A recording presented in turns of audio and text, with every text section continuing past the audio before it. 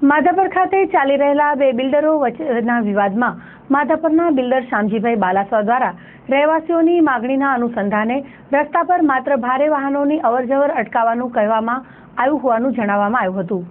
ચંચળ news સાથે વાત કરતા તેમણે જણાવ્યું હતું કે આ વિવાદમાં કારણ વગર તેમના પર ખોટા આક્ષેપ કરવામાં આવી રહ્યા છે।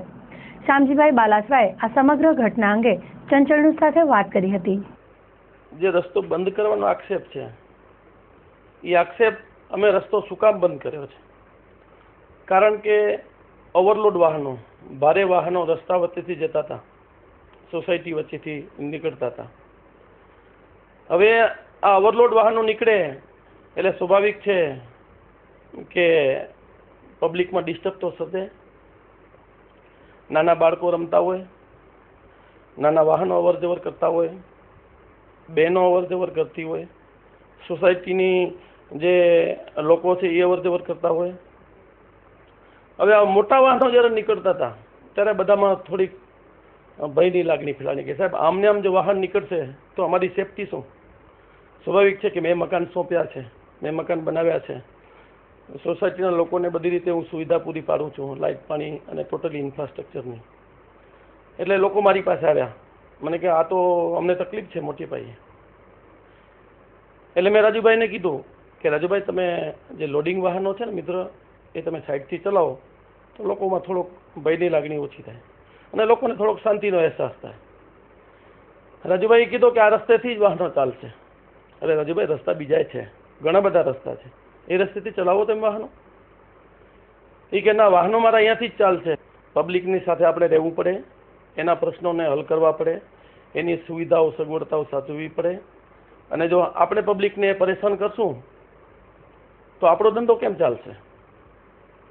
રાજુભાઈને કેમે કરીને સમજાવે પણ માન્યા નહીં।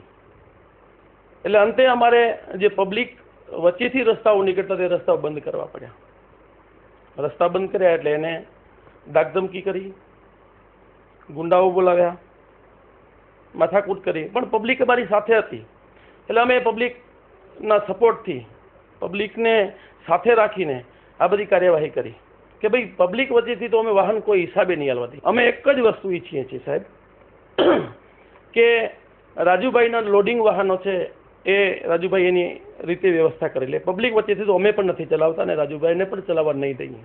આ અમારો ચોખ્ખો અટલ અમારો નિર્ણય છે। હા, રાજુભાઈ કોર્ટ દ્વારા જો ફેસલો લઈ આવે કે અમે પબ્લિકમાંથી લોડિંગ વાહનો ચલાવવાની છૂટ છે, અમે સોસાયટીનું પણ નિર્માણ કરેલો છે। ગોકુલધામ 1 અને 2ની સોસાયટીના સભ્યોને અમે ભેગા રાખી અમે સરકારશ્રી સમક્ષ અમે રજૂઆત કરશું। આ બધો ફોકસ અમે લોકોને જ કીધું છે કે ભાઈ તમે જેમ કહેશો એમ થશે। અમે બધું લોકોને ધ્યાનમાં રાખીને જ કરીએ છીએ। અમારો કોઈ અંગત સ્વાર્થ માટે નથી કરતા, નથી અમારે કોઈ ખંડણી લેવી કે નથી અમારે કોઈ કાંઈ કરવું। સમજો તમે, અમારે કોઈ, અમે તો જે રસ્તા છે એ લોકોને સુપ્રત કરી દીધા છે અને પબ્લિકને આગામી 10, 20 કે 25 વર્ષ સુધી આને આ સુવિધા સચવાઈ રહે, જળવાઈ રહે અને લોકો ખુશાલીથી, આનંદથી અમારી સોસાયટીમાં રહે એવું અમે ઈચ્છીએ છીએ।